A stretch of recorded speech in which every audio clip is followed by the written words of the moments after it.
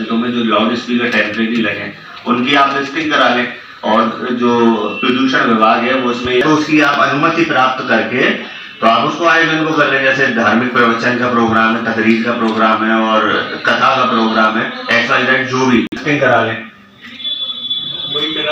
और दूसरा ये कि जैसे अनुमति वाली बात आती है ध्वनि विस्तारक यंत्रों की, तो एक लश्कर क्षेत्र में भी इसका ऑफिस होना चाहिए, क्योंकि वहां से यहाँ। और सर इसमें मेरा एक सुझाव ये भी था कि अगर जैसा मस्जिदों के नुमाइंदा उनके साथ होना चाहिए, ताकि वहाँ कोई विवाद की स्थिति नहीं आए कि पुलिस एकदम मस्जिद में क्यों आ गई, मंदिर में क्यों आ गई, क्या बात हो गई। ऐसा एक समाज का नुमाइंदा आप सेट कर दें कि ये आपके साथ रहेंगे। बस हमने वो प्रावधान बताया इनके जो निर्देश आए चलते, और अभी माननीय सर ने बात की और अभी इनका कहना था कि जो ऑलरेडी लगे हुए उनको चेक करा लें, तो कहा कि चेक करा देंगे। की श्रेणी में आता है वो बता दिया जाएगा कि इतना अलाउ कर पाएंगे, इतना नहीं कर पाएंगे, तो उतना वो रहेगा। और जो हर चीज़ की अनुमति लेने के प्रावधान है, अनुमति हो जाए और ध्वनि का प्रसारण कार्यक्रम की मनाही नहीं है और ध्वनि प्रसारण केंद्र की मनाही नहीं, लेकिन नियम में रह के और सबको एक जैसे नियम बुलाया गया है। और वो सब आपके माध्यम से उन लोगों से बात कर लेंगे, तो आप उनको बता देंगे सभी संबंधित थानों पे जो जगह है ऐसी, चाहे किसी भी समाज धर्म की हो या सार्वजनिक जगह भी, वो संबंधित थाना वाला लिस्टिंग करेगा। दो मेन बिंदुओं पे हमारी आज चर्चा हो गई जो कल शासन के द्वारा निर्देश निकाले गए हैं। पहली बात मैं ये बताना चाह रही हूँ कि ये कोई नए निर्देश नहीं है जो जारी किए गए हैं, ये स्टैंडिंग ऑर्डर्स है गवर्नमेंट के, जिसके बारे में दोबारा से हमको याद दिलाया जा रहा है कि इसमें कार्रवाई करने की आवश्यकता है। पहला जो है वो कोलाल अधिनियम के संबंध में है, नॉइज़ पोल्यूशन कंट्रोल के संबंध में है। इसमें ये निर्देश दिए गए हैं कि जो स्टैंडर्ड है, नॉइज़ के जो स्टैंडर्ड्स हैं, डे में कितना डेसिबल होना चाहिए, नाइट में डेसिबल कितना होना चाहिए, इसके बारे में हम व्यापक प्रचार प्रसार करेंगे। और साथ में जो अवैध तरीके से जो लाउड स्पीकर लगे हैं उसको कम करने के निर्देश हैं, जिसके लिए हम लोग फ्लाइंग स्क्वाड उड़न दस्ता भी हम लोग अभी बनाने जा रहे हैं। आज ही उसका आदेश निकलेगा जो आप लोग को हम दे देंगे, और उसमें रेवेन्यू के भी रहेंगे, पुलिस से भी रहेंगे, और पोल्यूशन कंट्रोल बोर्ड के भी लोग उसमें रहेंगे, और नगर प्रशासन के भी लोग उसमें रहेंगे। और इस प्रकार से हम लोग जो भी शिकायत आ रही है उसका हम लोग जांच विधिवत करेंगे। और हम लोगों ने ये भी निर्देश दिए हैं कि सक्षम स्तर से, यानी तहसीलदार के स्तर से लोग अनुमति ले सकते हैं।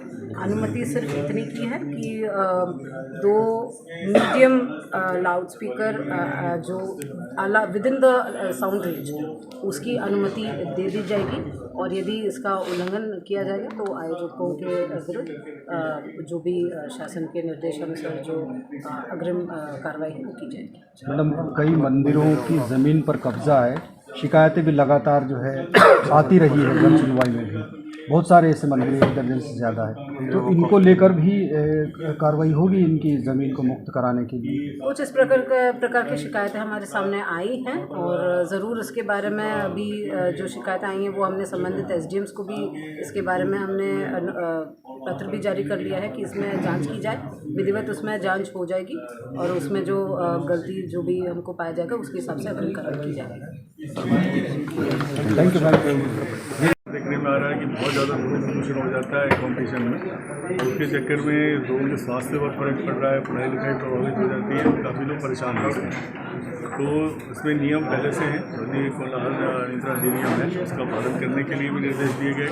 और इसमें बोला गया है कि ज़्यादा से ज़्यादा संख्या में उड़न दस्ता बनाया जाए, जिसमें थाना वाइज हम बनाएंगे ग्वालियर में, जिसमें थाना प्रभारी एक रहेंगे सदस्य, इसमें एक राजस्व विभाग के अधिकारी, तहसीलदार नायब तहसीलदार रहेंगे, और पोल्यूशन कंट्रोल बोर्ड और नगर निगम के अधिकारी भी साथ रहेंगे। ये जो धार्मिक स्थान और सार्वजनिक स्थान है उनको चिन्हित करके वहाँ पे किसी भी तरह का ध्वनि विस्तारक यंत्र है वो अनुमति लेके लगवाया जाए। और उसको ये देखेंगे कि 4 तरह की क्लासिफिकेशन है, इंडस्ट्रियल, कमर्शियल, रेसिडेंशियल और साइलेंस। तो उसमें जो अलाउड लिमिट है ध्वनि की, उस ध्वनि की सीमा तक ही वो लगाया जाए, ये सुनिश्चित किया जाए। इसके लिए अभी सामान्य तौर पर उसमें लिखा है कि 2 जो साउंड सिस्टम है वो उनकी अनुमति दी जा सकती है।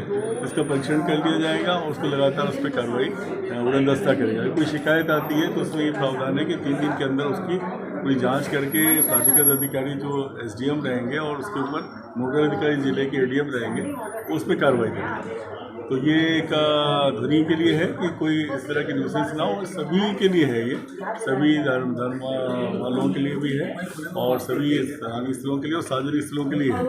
कोई इंडोर में कुछ कार्यक्रम करना चाहता है जिसमें बाहर ध्वनि नहीं आ रही तो उसमें कोई ऐसी आपत्ति नहीं है, लेकिन बाहर अगर आम जनता उससे परेशान होती है और ध्वनि प्रदूषण की उसमें आता है तो उस पर कार्रवाई की जानी है। दूसरे पे है कि खुले में पशु मांस और मछली का विक्रय का प्रावधान जो है वो नहीं है, होना चाहिए। तो खुले में अगर बेचता है तो वो उसमें उसके पास में तो पारदर्शी कांच वगैरह होना चाहिए, जो विक्रय होगा उसके जो पशु का काटना होगा वो बिल्कुल अंदर होना चाहिए, वो कहीं दृश्य नहीं होना चाहिए और वहाँ पे कचरे का निष्पादन करने की और साफ़ सफाई की पर्याप्त व्यवस्था होना चाहिए और इसके लिए भी उनके पास अनुज्ञप्ति होना चाहिए। सड़कों पर अवैध दुकानें खुली बहुत सारी, हाँ, इन पे कार्रवाई की जाएगी। इसमें भी कल की तारीख से इसमें अभियान चालू किया जाएगा।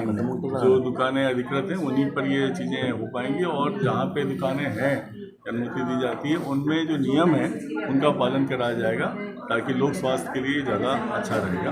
तो ये दोनों चीज़ों को हमने बात की है, हमारे धर्मगुरुओं से भी बात करी है और जो इससे संबंधित स्टेक होल्डर हैं जैसे मैरिज गार्डन वाले, डीजे वाले, इन सब से भी आज थाना स्तर पे सभी थाना प्रभारी भी बात करेंगे और संबंधित राजस्व अधिकारी भी बात करेंगे और हम सुनिश्चित करेंगे कि इन सारी चीज़ों का पालन ग्वालियर जिले